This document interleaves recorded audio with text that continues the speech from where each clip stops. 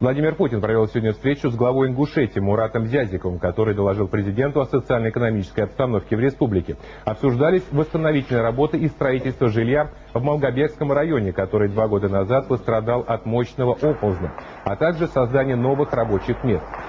Еще одна тема – борьба с любыми проявлениями экстремизма в России. Мы с вами несколько раз возвращались к оползневой зоне Малгобекского района. Как сейчас на обстановку? Я должен был доложить о строительстве 60 домов. Докладываю, что мы построили 181 дом. За какой период времени?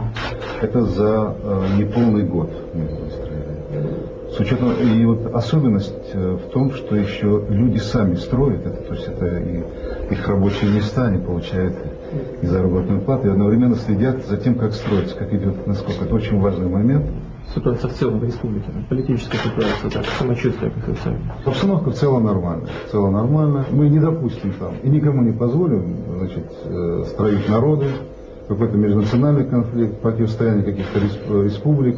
Мы все привыкли и будем работать только в конструктивном плане. Что касается нужд людей, законных требований, на это, конечно, нужно оперативно реагировать. А что касается экстремизма любого толка, любого проявления, здесь должен быть поставлен строгий, жесткий, непреодолимый заслон.